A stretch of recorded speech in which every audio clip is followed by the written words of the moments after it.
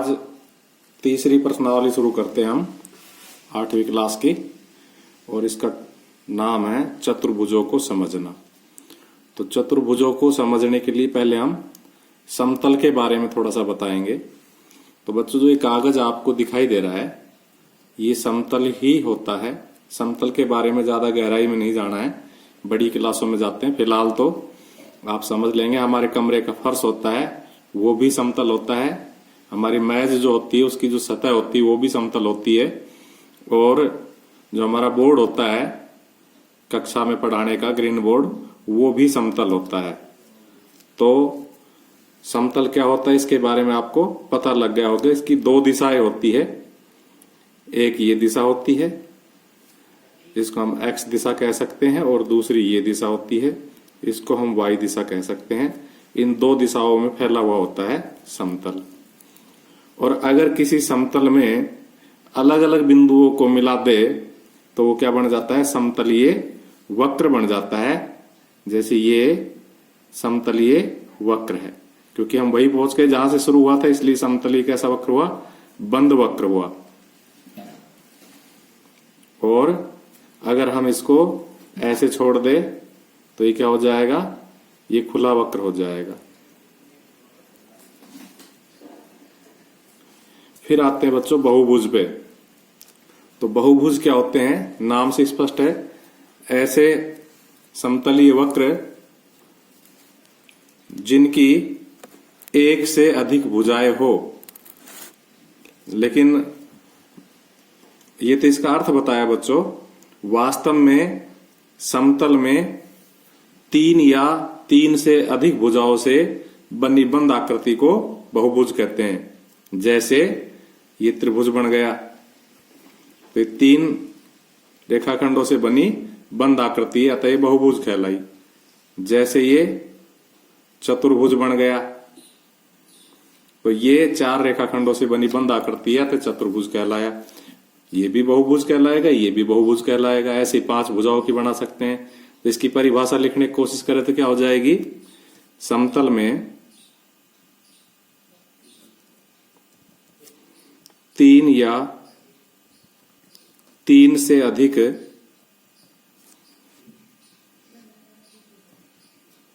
रेखाखंडों से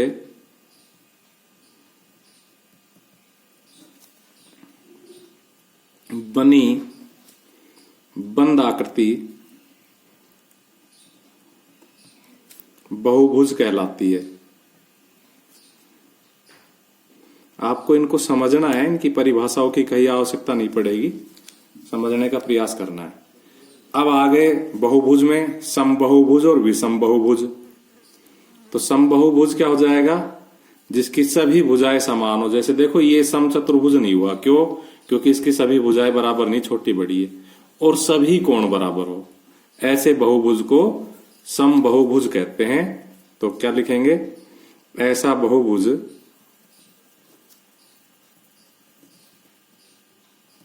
जिसकी सभी भुजाएं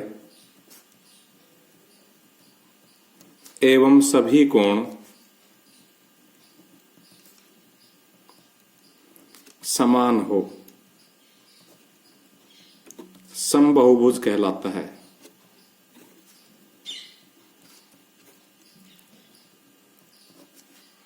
और अब बच्चों आप विषम बहुभुज को खुद ही समझ गए होंगे कि जिसकी सभी भुजाएं समान नहीं हो, जिसकी ऐसा बहुभुज जिसकी सभी भुजाएं समान नहीं हो। जब सभी भुजाएं समान नहीं होंगी तो कोण तो अपने आप समान नहीं होंगे, इसलिए उसको लिखने की आवश्यकता नहीं है। अब देखो विकर्ण। तो विकर्ण क्या होता है, मैं एक आकृति बना के दिखा रहा हूं आपको। जैसे पहले एक चतुर्भुज बना लिया, इसके ये शीर्ष हो गए ए बी सी और डी। तो एक शीर्ष से और बीच में कोई भी एक शीर्ष छोड़ दो, जैसे एक के बाद बी आता है तो बी को छोड़ दो, अगले शीर्ष को मिलाने से क्या बन जाता है, विकर्ण बन जाता है, तो ये विकर्ण हुआ AC। इसी प्रकार अगर हम D से शुरू करें या B से शुरू करें, तो D से शुरू करें तो कौन सा एक शीर्ष छोड़ दो, इधर से आओ तो A छोड़ दो, B से मिला दो, इधर जाओ तो C छोड़ दो, B से मिला दो, तो ये भी क्या हो जाएगा, विकर्ण हो जाएगा। अगर हम चतुर्भुज से बड़ा भुज ले ले, जैसे पंचभुज ले ले, षटभुज ले ले, मान लो षटभुज ले लिया हमने, ये देखो बच्चों हमने षटभुज बना लिया, तो इसका नाम क्या हुआ, ABCDE और F। अब इसके विकर्ण खींचना चाहे, जैसे A बिंदु से खींचना चाहे तो A से शुरू करेंगे तो B छोड़ देंगे, C से मिलाएंगे तो ये विकर्ण हुआ। इसी प्रकार एक को D से मिलाएंगे तो ये भी विकर्ण हो जाएगा, यानी कि हम दो बिंदु भी छोड़ सकते हैं, एक तो कम से कम छोड़ना है। ये विकर्ण क्यों हुआ, क्योंकि हमने B और C को छोड़ दिया। इसी प्रकार से हम इसको इससे मिला लेंगे, किससे मिला लेंगे, इससे। तो इधर से अगर काउंट करोगे तो F छूट गया, इधर से काउंट करोगे तो कई छूट गए, तो ये AE भी विकर्ण हो गया। तो A बिंदु से हमने 3 विकर्ण खींच दिया। अब इसके सारे विकर्ण नहीं खींचे, अगर B से खींचना चाहे तो C बिंदु छोड़ना पड़ेगा, तो D से मिला दो, फिर इससे मिला दो, और फिर F से मिला दो, तो ये B बिंदु से विकर्ण खींच गए। C से खींचना चाहोगे तो C बिंदु से विकर्ण एक तो CE हो जाएगा, क्योंकि D बिंदु छोड़ दिया बीच में, एक C से CF हो जाएगा, और एक C से B छोड़ने पर ये CA हो जाएगा, तो ये ऑलरेडी खींचा हुआ है। इसी प्रकार D से खींचोगे तो एक तो आप F बिंदु छोड़ दोगे, तो किससे मिलाओगे, A से, E बिंदु, F नहीं E बिंदु छोड़ दोगे तो F से मिलाओगे तो ये विकर्ण हो जाएगा, फिर एक ये हो जाएगा और एक ये हो जाएगा। इसी प्रकार अब इससे भी सारे खिंच गए, F से भी। तो इस प्रकार से इसमें इतने घने विकर्ण खिंच गए। यानी कि इनको खींच के दिखाने का मेरा मकसद क्या था, कि आपको ये दिमाग में बात आ जाए कि विकर्ण होता क्या है। किसी बहुभुज में एक शीर्ष को छोड़ करके बाकी अन्य शीर्षों से मिला दे तो क्या हो जाता है, वो विकर्ण हो जाता है। तो विकर्ण की क्या परिभाषा लिख सकते हैं, किसी बहुभुज में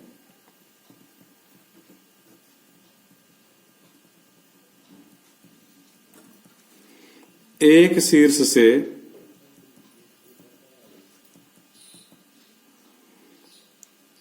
खींची गई रेखा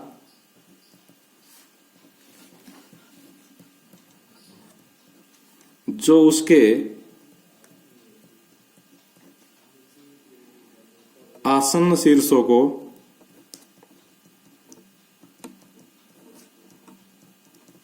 छोड़ते हुए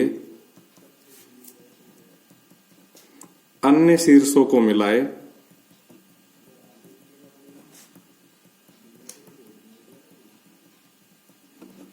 विकर्ण कहलाता है।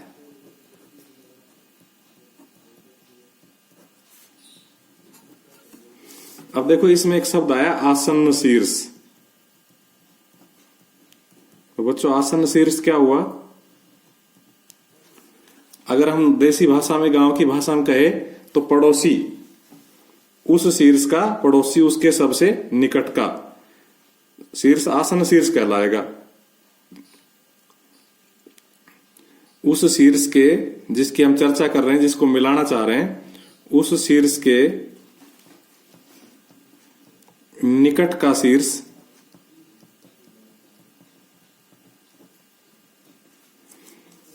जिससे विकर्ण खींचना चाहते हैं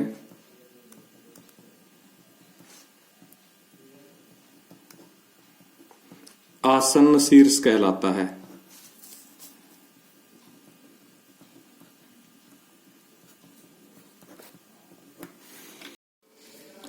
अब आते हैं चतुर्भुज पर। चतुर्भुज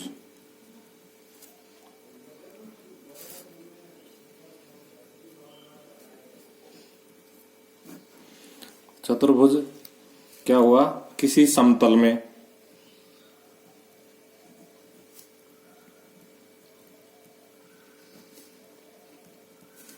चार रेखाखंडों से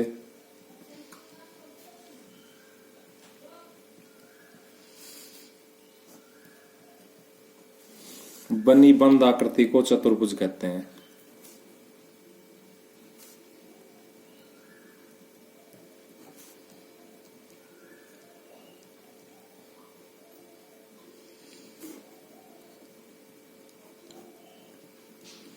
जैसे एक पेज आपको दिखाई दे रहा है, ये अपने आप में एक समतल है।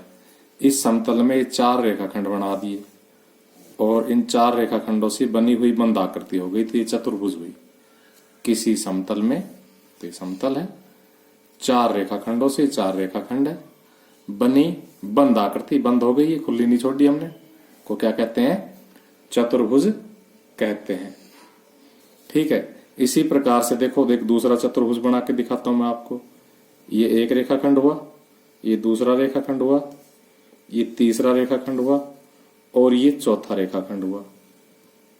अतः ये समतल है कागज अपने आप में। इस समतल में 4 रेखाखंडों से बनी बंद आकृति, अतः ये चतुर्भुज हुई। अब ये चतुर्भुज 2 प्रकार के होते हैं। एक तो उत्तल चतुर्भुज,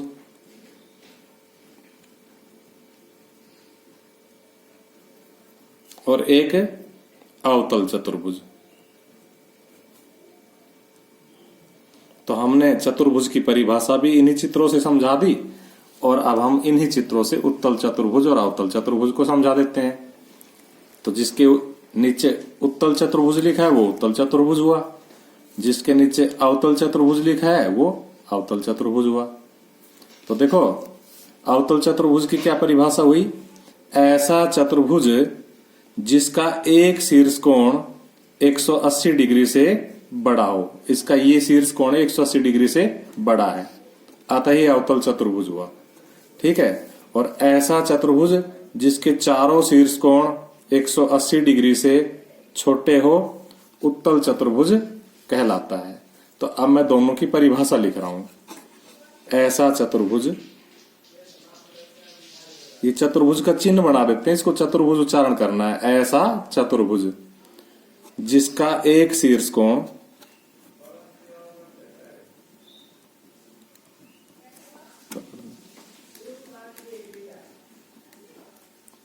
180 डिग्री से बड़ा हो,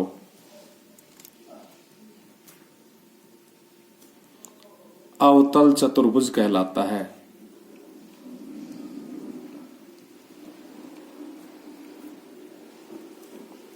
तो ये हुई आपकी अवतल चतुर्भुज की परिभाषा। अब हम इसी तरह उत्तल चतुर्भुज की लिख लेते हैं। तो क्या हो जाएगी? ऐसा चतुर्भुज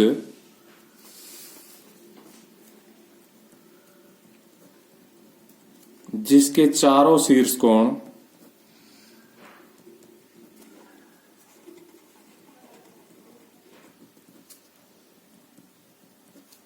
180 डिग्री से छोटे हो, उत्तल चतुर्भुज कहलाता है।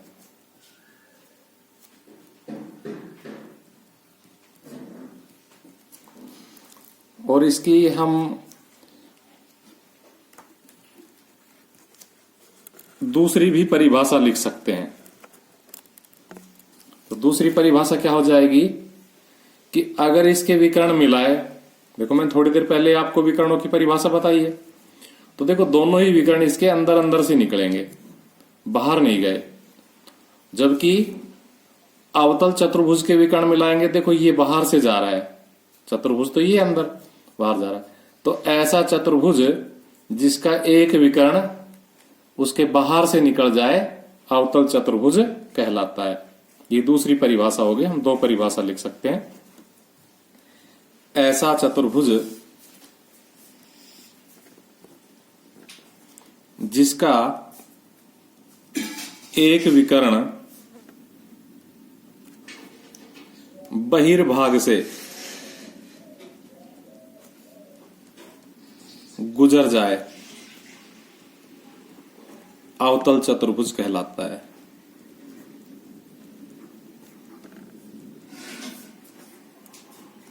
और यहां पर हम लिख सकते हैं ऐसा चतुर्भुज जिसके दोनों विकर्ण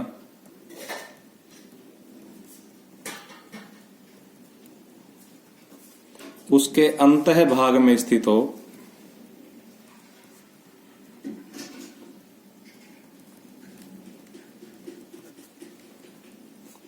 उत्तल चतुर्भुज कहलाता है।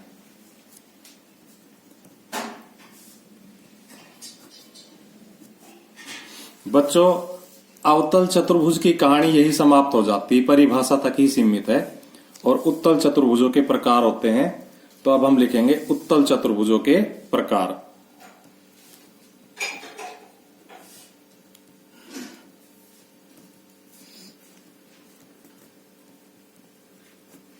ये उत्तल चतुर्भुज कितने प्रकार के होते हैं, अब हम इसकी चर्चा करेंगे, इसकी पढ़ाई करेंगे। तो इसमें सबसे पहले आ जाता है नंबर 1 समलंब चतुर्भुज। आप जितना ध्यान लगा लोगे उतना ही फायदा होगा, क्योंकि ये सभी कक्षाओं के लिए समान उपयोगी है। 8वीं 9वीं 10वीं और आगे बड़ी कक्षाओं में भी अगर मैथ साइंस ले लिया तो बहुत ही उपयोगी है, ध्यान से देखना है। तो समलंब चतुर्भुज हम देखो एक चित्र भी बना के दिखा देते हैं आप लोगों को। इस प्रकार का जो आकार होता है वो समलंब चतुर्भुज होता है। ये नहीं, ये आगे ये ABCD एक समलंब चतुर्भुज है और इसकी सम्मुख भुजाओं का एक युग्म समांतर है। दूसरे से हमें कोई लेना देना नहीं है, एक युग्म समांतर हो तो समलंब चतुर्भुज कहलाता है। तो क्या लिखेंगे परिभाषा, ऐसा चतुर्भुज जिसकी सम्मुख भुजाओं का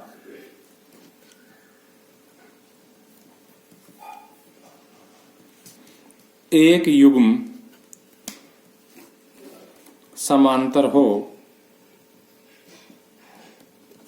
समलंब चतुर्भुज कहलाता है।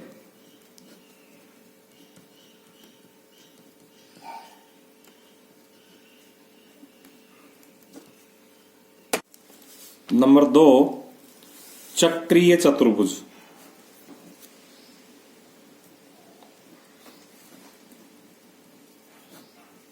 देखो इसका चित्र भी बना लेते हैं।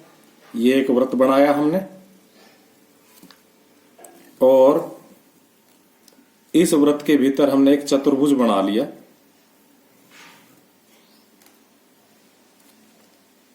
तो ये जो चतुर्भुज है ये चक्रीय चतुर्भुज कहलाया, ABCD।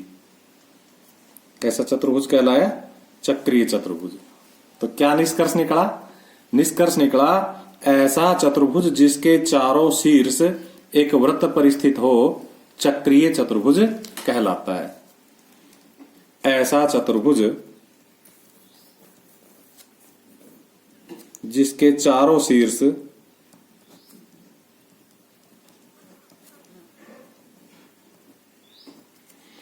एक वृत्त पर स्थित हो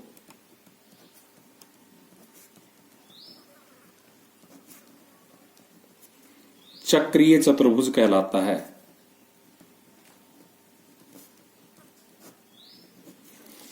इसके गुण देखो,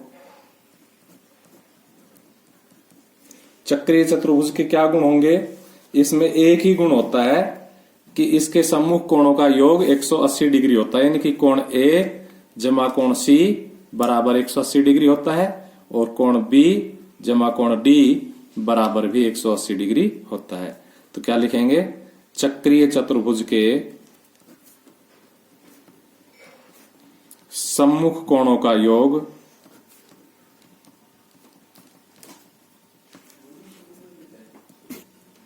संपूरक होता है। संपूरक माने 180 डिग्री होता है।